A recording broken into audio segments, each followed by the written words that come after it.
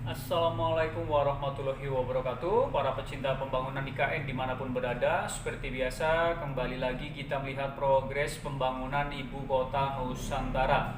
Kali ini saya ke channel YouTube-nya Titik Nol Nusantara. Ada video dengan judul IKN Tampil Beda. Pembangunan IKN terus berlanjut. Mega proyek dari swasta asing segera berdiri di IKN. Seperti apakah berita dan informasinya? Langsung saja kita ikuti videonya.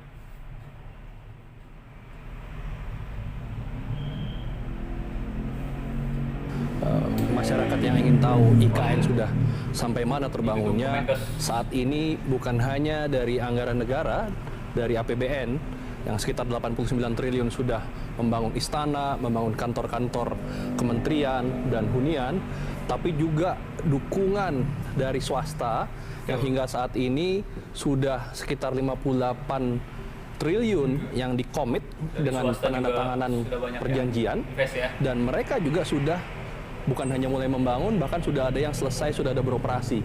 Investor-investor swasta ini ada hotel bintang 5 Swiss Hotel, ada 2 rumah sakit internasional, Mayapada dan Hermina, pembangkit listrik energi terbarukan dari tenaga surya 50 MW dibangun oleh PLN dengan mitra dari Singapura Sembcorp, kemudian kendaraan transportasi publik dengan bus listrik dari Bluebird, bahkan lapangan sepak bola kualitas internasional dari PSSI yang dibangun oleh FIFA sudah tersedia di sana. Jadi di tengah efisiensi anggaran kita tidak khawatir, karena tetap anggaran negara hadir. Tadi Pak Presiden Prabowo sudah mengarahkan 48,8 triliun sampai 2028, tapi juga dukungan investasi swasta, baik dari swasta murni maupun KPBU kerjasama pemerintah dan usaha, itu semakin menguat di IKN. Baik, Pak Agung, ini menarik sekali ya. Jadi di tengah pemangkasan anggaran, sebenarnya ini pemblokiran anggaran ataupun efisiensi anggaran ini tidak terlalu berdampak kepada perkembangan IKN selanjutnya. Dan tadi Anda juga sudah menyebut terkait dengan investasi, pekan lalu OYKN juga sempat menyebut masuk investasi swasta ini sekitar 6 triliun rupiah lebih pada Februari ini dari swasta. Bapak bisa dapat menjelaskan lebih lanjut terkait rincian sebenarnya investasi tersebut dan juga sektor-sektor apa saja yang terlibat pada Februari tadi? Baik, jadi yang pertama kata-kata diblokir ini kita luruskan dulu. Jadi yang diblokir bukan anggaran IKN. Ya. Bukan anggaran IKN. Istilah blokir itu istilah yang umum terjadi di anggaran pemerintah di awal tahun. Ada bagian-bagian yang belum bisa digunakan, tapi kemudian seiring perjalanan ini kemudian bisa dimanfaatkan.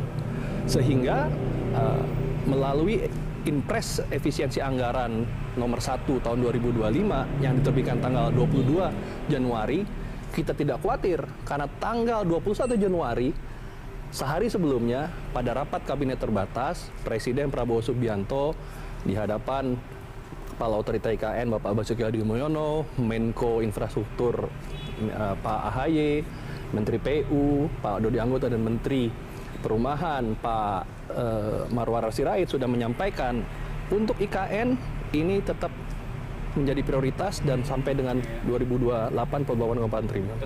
Bahwa besoknya sehari setelahnya ada impres efisiensi itu sudah dibahas sebelumnya, ya, sehingga tanggal 3 Februari Bapak Presiden kembali mengundang rapat terbatas untuk mengkonfirmasi sekali lagi bahwa anggaran itu tetap, ya, anggaran itu tetap, bahwa ada efisiensi betul, tapi justru untuk otorita IKN yang tadinya 6,3 triliun dengan efisiensi menjadi 5,2 triliun, tapi kemudian ada 8,1 triliun yang disetujui setelah itu oleh DPR.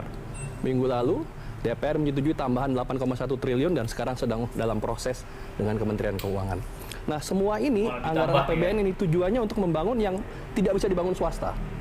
Ya, istana misalkan tentu dibangun oleh negara.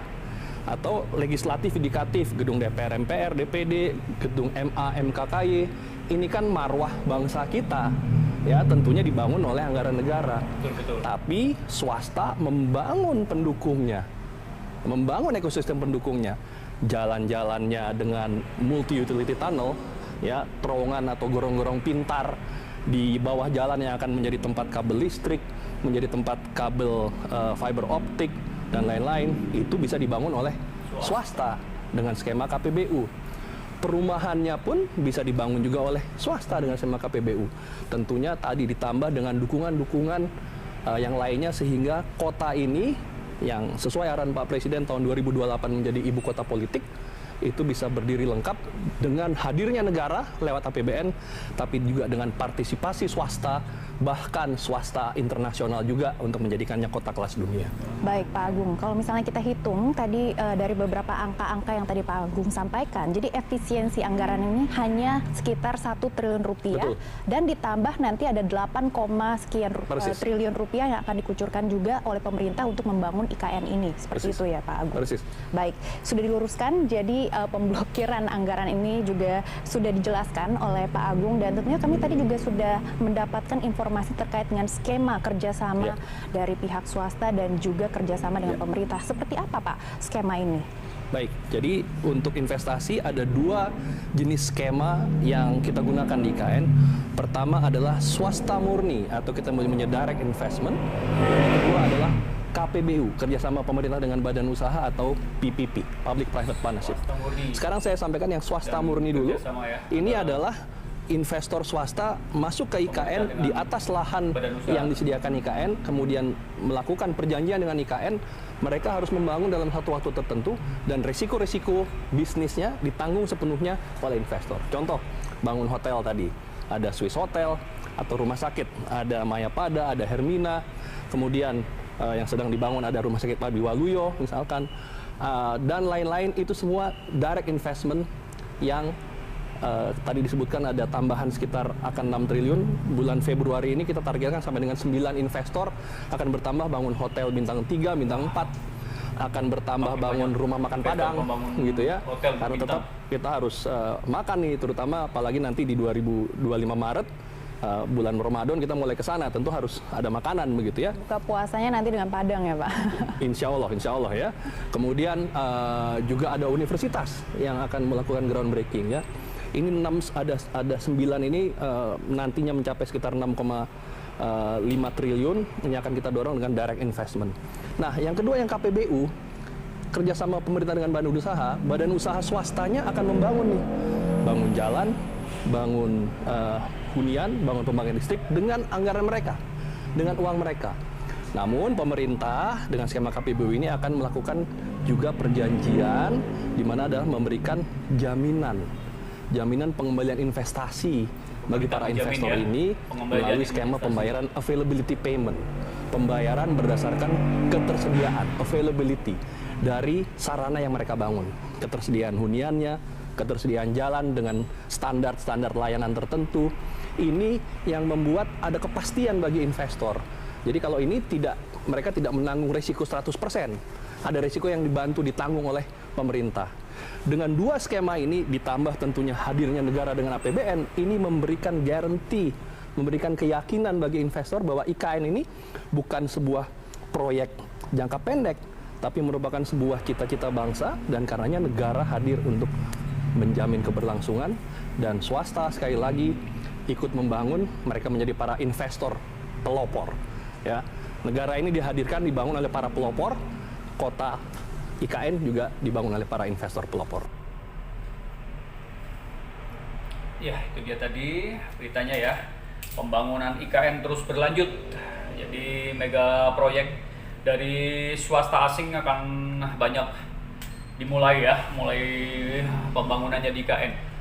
Tadi Pak Prabowo juga sudah menegaskan bahwa IKN terus berjalan, tidak ada kata mangkrak, dan justru IKN menjadi prioritas ya, pembangunan prioritas harus terus dikerjakan, harus terus dilanjutkan. Karena Pak Presiden Prabowo menargetkan di tahun 2028 pembangunan tahap 2 ini harus sudah selesai dan akan dijadikan ibu kota politik, di mana nantinya gedung DPR, MPR, DPD dan yang lainnya itu harus sudah selesai, harus sudah siap di tahun 2028 ya. Sehingga untuk dijadikan ibu kota politik nanti sudah siap semuanya.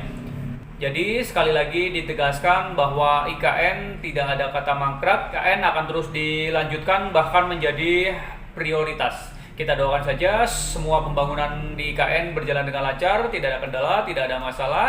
Dan tentunya kita juga selalu mendoakan buat para pekerja dan orang-orang yang bertugas di IKN, semoga selalu diberi kesehatan dan keselamatan.